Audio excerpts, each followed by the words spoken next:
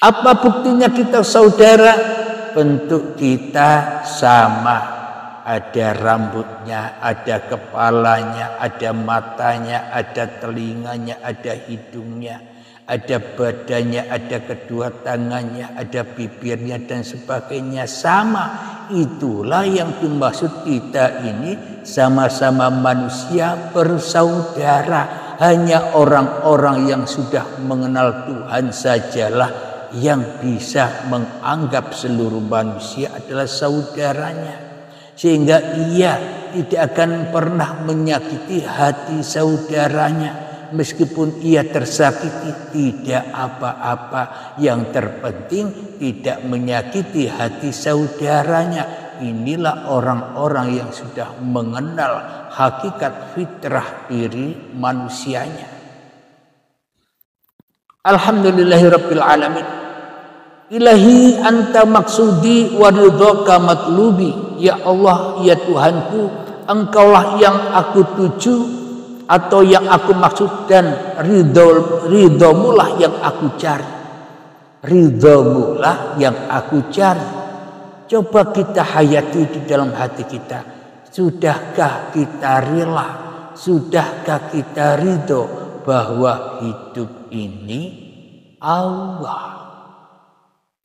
Sudahkah kita rela? Sudahkah kita ridho bahwa badan ini milik Allah? Sudahkah kita rela? Sudahkah kita ridho bahwa kita bisa apapun itu hanya Allah yang memerankan kita? Coba kita hayati, teliti hati kita. Kita mengharap ridhonya Allah, tapi kita tidak ridho kepada Allah. Bagaimana mungkin kita akan mendapatkan ridhonya Allah sementara kita tidak ridho bahwa hidup ini Allah? Kita tidak ridho badan ini milik Allah. Kita tidak ridho bahwa segala aktivitas yang kita lakukan ini aktivitasnya Allah. Bagaimana mungkin Allah ridho kepada kita? Jadi keridhoan kita lah yang paling utama daripada ridhonya Allah. Percuma dan tak berguna kita membaca doa-doa sejuta kali sehari. Ya Allah, aku mencari ridhomu, aku mengharap ridhomu, tapi kita tidak ridho menyerahkan bahwa hidup ini Allah, badan ini milik Allah. Kekuasaan yang ada pada hidup dan badan ini semuanya milik Allah, tapi kita tidak ridho. Ya, kita takkan pernah mendapatkan keridhaan Allah. Hidupnya kacau terus, hidupnya menderita terus, hidupnya penuh dengan rasa ketakutan. Ketakutan tidak punya apa-apa di dunia ini, ketakutan miskin, ketakutan tidak punya harta, ketakutan tidak sama dengan orang lain dan sebagainya. Penuh dengan ketakutan, kita dibakar oleh diri kita sendiri yang kita selama ini tidak pernah rela dan tidak pernah ridho mengembalikan bahwa semua ini milik Allah. Salahnya sendiri kita jadi perampok. Akhirnya hidup dari hasil merampok. Ya, penuh dengan ketakutan. Takut yang dirampok nanti datang membalas dendam. Serba ketakutan hidupnya.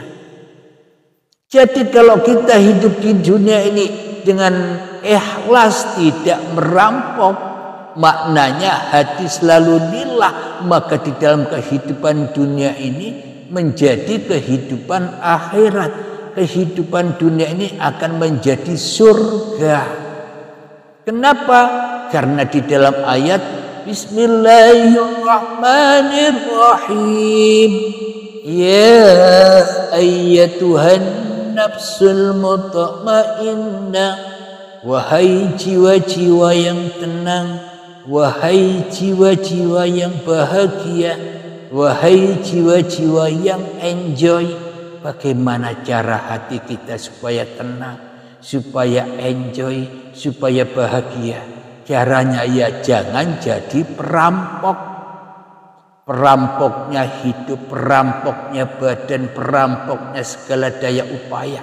Maka dari itu jalannya adalah irji'i ila rabbiki radiyatan mardiyah. Pulangkanlah, kembalikanlah apa yang harus dipulangkan dan apa yang harus dikembalikan. Hidup ini bukan hidupmu, badan ini bukan badanmu, segala daya upaya yang kau lakukan pun juga bukan milikmu. Itulah yang wajib dikembalikan supaya kita hidup tidak ketakutan lagi di dunia ini. Dan itulah jalannya baiat, jalannya mati, jalannya membinasakan kedirian manusianya. Dengan rela dan ridho kita mengembalikan. Ketika kita rela dan ketika kita ridho bahwa hidup ini bukan hidup kita, bahwa badan ini bukan badan kita, bahwa segala daya upaya ini bukan daya upaya kita, maka Allah menyambut dengan ridhonya. Maka hidup di dalam ridhonya Allah, itu sehingga menjadi enjoy di dalam ridhonya Allah, tenang di dalam ridhonya Allah, bahagia di dalam ridhonya Allah. Kenapa? Karena apapun yang ditetapkan oleh Allah pada kita, kita selalu di dalam keridhaan Allah, maka kita tidak akan takut dan tidak akan gentar menghadapi segala apapun yang ada di dunia ini. Itulah orang-orang yang menjadi kekasih Allah. Innal awliya'a la khawfun 'alaihim wa la hum yahzanun. Para ala innal awliya'a la khawfun 'alaihim wa la hum yahzanun. Sesungguhnya para kekasih Allah itu tidak ada rasa takut dan bersedih hatinya. Kenapa? Karena yang ada hanya ridhonya Allah. Alhamdulillahirabbil alamin. Jadi kita melepaskan apa yang bukan milik kita, kembalikan lagi dengan rela dan ridho, maka Allah menghidupi dengan ridhonya, sehingga itulah yang dimaksud kebahagiaan, ketenangan hati, enjoy. Kenapa? Karena sudah di dalam ridhonya Allah. Kemudian bila sudah Allah ridho kepada hamba-hambanya, fadkhuli fi ibadi, maka masuklah ke dalam golongan hamba-hambaku yang mengabdi. Itulah yang dimaksud syahadat, itulah yang dimaksud sholat, itulah yang dimaksud zakat, itulah yang dimaksud puasa, itulah yang dimaksud haji, itulah yang dimaksud iman kepada Allah, itulah yang dimaksud iman kepada para malaikat, itulah yang dimaksud iman kepada kitab-kitabnya Allah, itulah yang dimaksud iman kepada rasul-rasulnya Allah, itulah yang dimaksud beriman kepada hari akhir, itulah yang dimaksud beriman kepada qada dan qadar. Jadi rukun iman dan rukun Islamnya jadi ahad.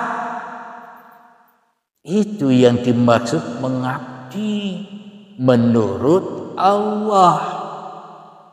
Kalau mengabdi menurut manusia kan beda. Manusianya tidak kembali kepada Allah. Apa itu dikatakan mengabdi, bro?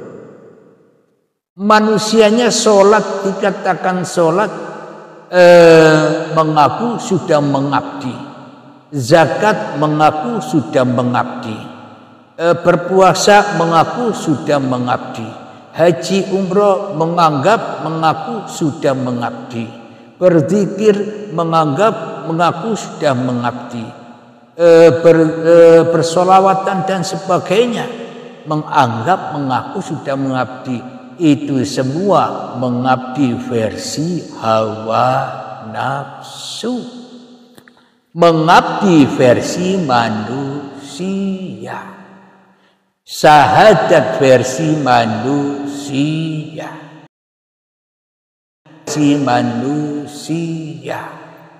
zakat, puasa, haji versi manusia, bukan versinya Allah. Jadi rukun Islam dan rukun iman itu puncaknya ada di dalam pulang terbaiatnya hati dari kemanusiaannya, pulang terbang menuju lillah. Itulah yang dimaksud mengabdi itu. Wa ma khalaqtul jinna wal insa illa liya'budun. Kuciptakan jin dan manusia agar Allah yang berkuasa atas manusia. Itulah yang dimaksud mengabdi, bukan manusianya yang merasa berkuasa atas Tuhan. Tuhan itu versi kepahaman hawa nafsunya sendiri-sendiri. Jadi yang dimaksud mengabdi, menyembah di sisi Allah itu dengan jalan kembali ke fitrahnya, dari fitrah kembali fitrah. Kalau sudah mengabdi yang seperti yang dinyatakan oleh Allah tadi, maka wadkhuli jannati, dan masuklah ke dalam surgaku, enjoy di dalam surga. Kenapa? Karena kita sudah dilayani oleh Allah sendiri. Ngomong dilayani Allah. Kenapa? Karena Allah lah yang mampu ngomong. Duduk dilayani Allah. Kenapa? Karena Allah lah yang mampu duduk. Berdiri dilayani Allah. Kenapa? Karena Allah yang mampu berdiri. Makan dilayani Allah. Kenapa? Karena hanya Allah yang bisa makan. Minum dilayani Allah. Kenapa? Karena hanya Allah yang bisa minum.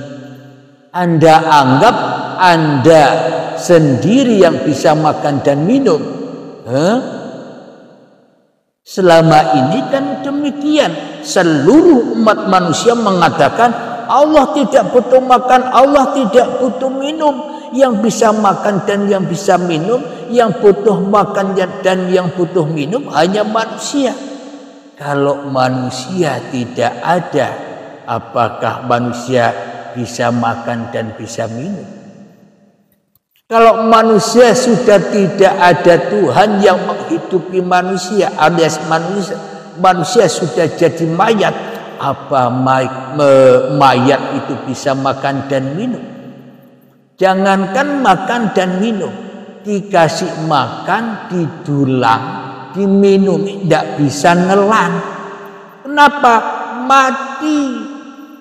Yang bisa makan dan yang bisa minum dan yang bisa menelan keduanya hanya Allah, hanya hidup. Jadi manusia bisa makan dan bisa minum, bahkan bisa beraktivitas karena ada Tuhan, karena ada hidup. Bila tidak ada hidup, tidak ada ceritanya manusia. Karena sesungguhnya manusia laisa kamitslihi syai'un. Manusia itu tidak seperti apa-apa. Manusia itu tidak seperti siapa-siapa. Bukan Allah yang tidak seperti apa-apa. bukan Allah yang tidak seperti siapa-siapa. Allah seperti apa-apa, Allah seperti siapa-siapa. Tapi siapa-siapa dan apa-apa itu bukan Allah. Silahkan pahami sendiri. Lalu apa buktinya saya sebut bahwa bukan Allah yang laisa kamitslihi syai'un, tapi manusialah yang laisa kamitslihi syai'un? Apa buktinya?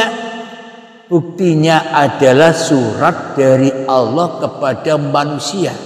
Coba saudara-saudaraku buka surat Al-Insan ayat pertama. Surat dari Allah untuk seluruh manusia. Ayat pertama, Bismillahirrahmanirrahim. Hal ata 'alal insani hinun minad dahri lam yakun syai'an madhkura. Yang artinya, bukankah dulu kamu ketika saat itu tidak bisa disebut? Berarti kita ini dulu tidak bisa disebut. Kenapa? Karena tidak ada apa yang mau disebut. Jadi sebenarnya yang bisa menyebut, yang bisa menamai bahwa diri kita adalah manusia, ya Allah yang menyebut. Kalau tidak ada Allah, mana bisa kita bisa bicara, kita bisa tahu bahwa diri kita adalah manusia. Inilah yang dimaksud firman menjadi manusia. Allah menjelma menjadi manusia, tapi